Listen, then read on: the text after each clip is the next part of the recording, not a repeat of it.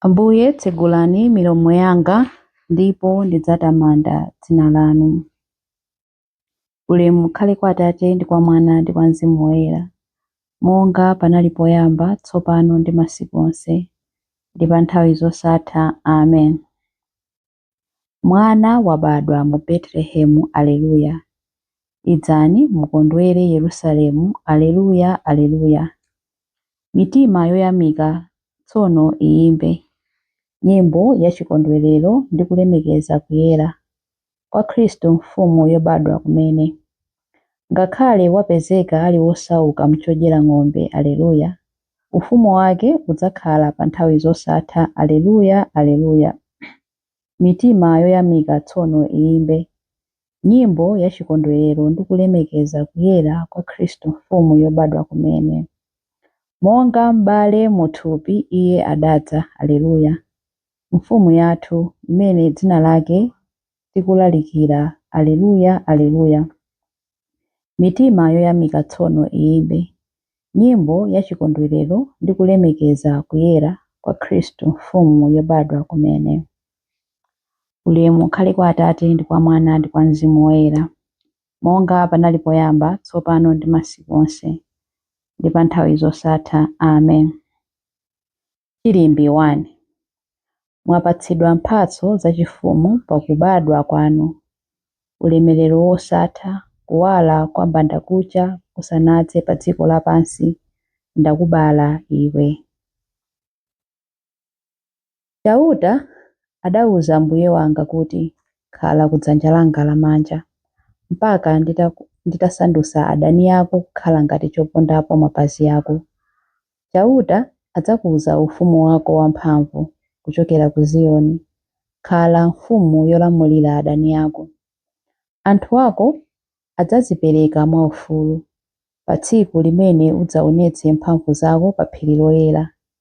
Anyamata ako adzabwera kwa iwe mu unyinji wawo, monga mmene mame amabwerera mmawa. Chauta walumbira ndipo sadzasintha maganizo ake akuti, ndiwe wansembe mpaka muyaya, unsembe wake wonga uja wa Melkizedeki. Ambuye ali pambali pako, adzaphwanya mafumu pa tsiku la mkwiyo wawo. Adzamwa mu mtsinje wa mchira, ndipo adzaweramutsa mutu monyadira. Mwapatsidwa mphatso zachifumu pakubadwa kwanu, ulemerero wosatha, kuwala kwa mbandakucha kusanadze pa dziko lapansi, ndakubala iwe. Chilimbi 2. Ambuye ali nacho chikondi chosalephera, kukulanso kwa mphamvu yawo yachipulumutso. Ndikulira kwa inu chauta, ndili mdzenje lozama la mavuto. Ambuye imvani liwu langa, tcherani khutu kuti mumve kupempha kwanga. Inu chauta, mukadawerengera machimo, ndani akadakhala chilili wopanda mlandu Ambuye? Koma inu mumakhululukira, n'chifukwa chake timakulemekezani. Ndimayembekeza chithandizo cha chauta, ndimayembekeza ndi mtima wonse, ndipo ndimakhulupirira mawu ake. Mtima wanga umayembekeza chauta, kupambana mmene alonda amayembekezera mbandakucha, kupambanadi mmene alonda amayembekezera mbandakucha. Iwe Israeli, khulupirira chauta, paja chauta ndi wachikondi chosasinthika, ndi wokonzeka kukupulumutsa. Adzawombola Israeli ku machimo ake onse. Ambuye ali nacho chikondi chosalephera, kukulanso kwa mphamvu yawo yachipulumutso. Chilimbi 3. Pachiyambi, nthawi isanayambe, mawu adali Mulungu. Lero wabadwatu mpulumutsi wa dziko lapansi. Timapemphera kuti muziyamika Atate, amene adakuyenerezani kuti mudzalandire nawo madalitso onse amene amasungira anthu awo. Mu ufumu wakuwala, adatipulumutsa ku mphamvu za mdima wa zoyipa, nkutilowetsa mu ufumu wa mwana wake wokondedwa. Mwa iyeyo umulungu udatiwombola, ndiye kuti adatikhululukira machimo athu. Khristuyo ndiye chithunzi chenicheni cha Mulungu wosaoneka, Iye ndiye mwana wake woyamba, wolamulira zolengedwa zonse. Kudzera mwa iye Mulungu adalenga zonse, zakumwamba ndi zapansi pano, zooneka ndi zosaoneka. Mulungu adalenga zonse kudzera mwa iye, zonsezo adalengera iyeyo. Iyeyo analipo, zinthu zonse padakalibe. Mwa iye zinthu zonse zimalumikizana pamodzi. Iye ndiyenso mutu wa mpingo, thupi lake, ndiye gwero lake, woyambirira mwa owuka kwa akufa, kuti pa zonse iye akhale wopambana ndithu. Kudakomera Mulungu kuti umulungu wake wonse ukhalemo mwa Khristuyo. Mwa iyeyo Mulungu adafuna kuyanjanitsanso zinthu zonse ndi iye mwini, zapansi pano ndi zakumwamba. Adachita zimenezi pakudzetsa mtendere, kudzera mwa imfa ya mwana wake pa mtanda. Pachiyambi, nthawi isanayambe, Mawu adali Mulungu. Lero wabadwatu, mpulumutsi wa dziko lapansi. Mawu a Mulungu. Mawu a Mulungu akuchoka pa 1 Yohane 1 verse 5b mpaka na 7. Mulungu ndiye kuwala, ndipo mwa iye mulibe mdima konse.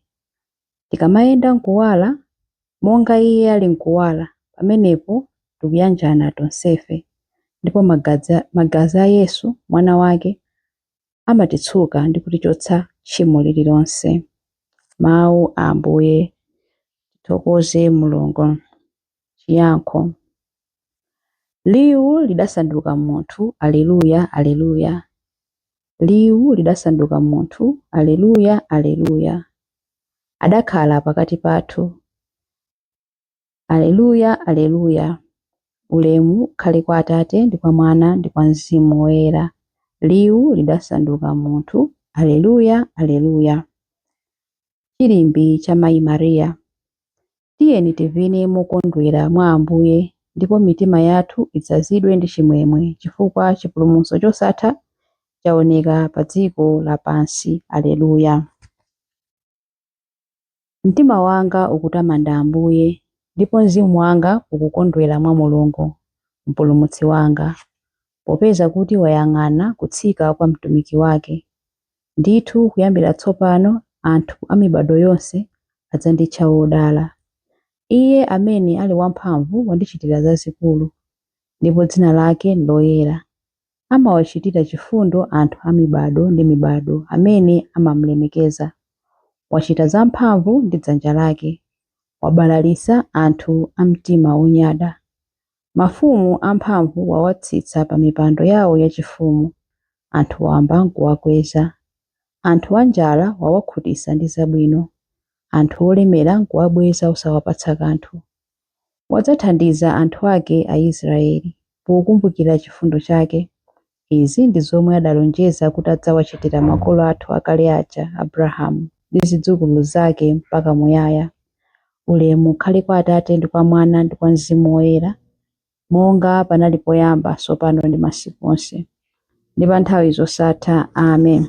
Tiyeni tivine mokondwera mwa Ambuye, ndipo mitima yathu idzazidwe ndi chimwemwe, chifukwa chipulumutso chosatha chaoneka pa dziko lapansi. Aleluya. Mapemphero. Pakubwera kwa Khristu, anthu oyera a Mulungu adagawana nawo moyo watsopano, ndipo chimwemwe komanso kuthokoza. Tiyeni tinene kwa mpulumutsi wathu, kubadwa kwanu kulipatse chimwemwe dziko lapansi. Khristu, moyo wathu, mudabwera kudzakhala mutu wa mpingo wanu. Lolani kukhala kwa mpingo wanu kudalire ntchito zachifundo. Kubadwa kwanu kulipatse chimwemwe dziko lapansi. Pokhala munthu wathunthu komanso Mulungu wathunthu, mwayenera kulandira matamando athu. Uumbeni umunthu wathu ukhale monga wanu. Kubadwa kwanu kulipatse chimwemwe dziko lapansi. Mudabwera kudzakhala nkhalapakati wathu, pakubadwa kwanu ngati munthu. Luwuzanitsani mophathana kwambiri utumiki, atumiki anu ku ntchito kudzera mkuyera kwa miyoyo yawo. Kubadwa kwanu kulipatse chimwemwe dziko lapansi. Pamene mudabwera mudayambitsa nyengo yatsopano. Tsogolerani mayiko onse ku chipulumutso chanu. Kubadwa kwanu kulipatse chimwemwe dziko lapansi.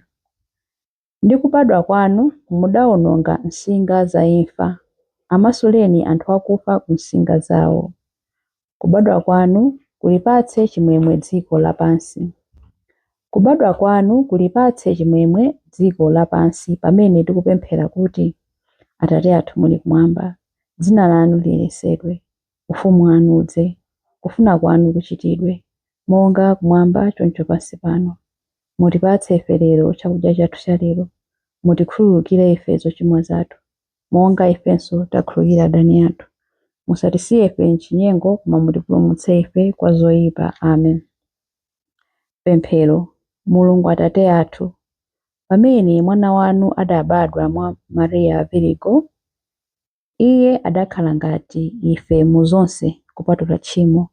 Lolani kuti ife amene tabadwanso mwatsopano kudzera mwa iye tisiye machimo athu. Tikupempha izi kudzera mwa Ambuye athu Yesu Khristu, mwana wanu, amene ali ndi moyo ndi ufumu limodzi nanu ndi Mzimu Woyera, Mulungu tsopano ndi pa nthawi zosatha. Amen.